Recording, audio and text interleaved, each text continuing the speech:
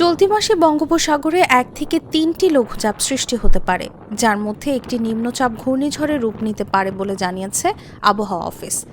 এছাড়া সামগ্রিকভাবে দেশের স্বাভাবিক অপেক্ষা বেশি বৃষ্টিপাতের সম্ভাবনা রয়েছে বলে জানিয়েছে সংস্থাটি।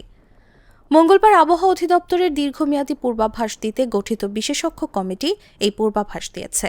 আবহাওয়া অধিদপ্তরের ঢাকার ঝড় সতর্কীকরণ কেন্দ্রে ও ভিডিও কনফারেন্সের মাধ্যমে কমিটির নিয়মিত বৈঠক হয়। বৈঠকে উপস্থিত ছিলেন অধিদপ্তরের পরিচালক ও বিশেষজ্ঞ কমিটির চেয়ারম্যান ড. মোহাম্মদ সাদেকুল আলম।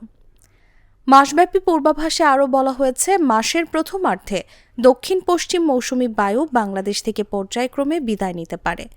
দেশের উত্তর ও মধ্যাঞ্চলে 2-4 দিন মাঝারি থেকে তীব্র বজ্রঝড় এবং সারা দেশে 3 থেকে 5 দিন হালকা থেকে মাঝারি ধরনের বজ্রঝড় হতে পারে।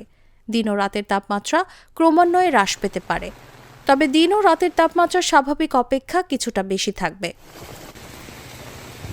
বন্যার পূর্বাভাস জানিয়ে সংস্থাটি জানায়, অক্টোবর মাসে দেশের প্রধান নদ নদীতে স্বাভাবিক প্রবাহ বিরাজমান থাকতে পারে, তবে ভারী বৃষ্টিপাতজনিত কারণে দেশের উত্তরাঞ্চল, উত্তর পূর্বাঞ্চল ও দক্ষিণ পূর্ব পার্বত্য অববাহিকায় কতিপয় স্থানে স্বল্পমেয়াদী বন্যা পরিস্থিতির সৃষ্টি হতে পারে।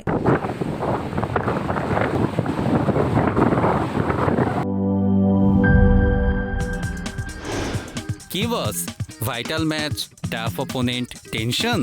কাম অন ব্রো, অপোনেন্টকে নিয়ে ভাবার সময় আছে। আসল অলরাউন্ডারের কাজই তো হলো যে কোনো টাফ সিচুয়েশনে টিমকে অলরাউন্ড প্রোটেকশন দেওয়া। জাস্ট লাইক মাই টাইলক্স, যার অ্যান্টিব্যাকটেরিয়াল এজেন্ট টয়লেটের কোনায় কোনায় পৌঁছে 99% জীবাণু ধ্বংস করে, টয়লেটের কঠিন দাগ ও দুর্গন্ধ দূর করে টয়লেটকে রাখে ক্লিন আর সুবাসিত। টাইলক্স টয়লেট ক্লিনার, ক্লিন মানেই টাইলক্স।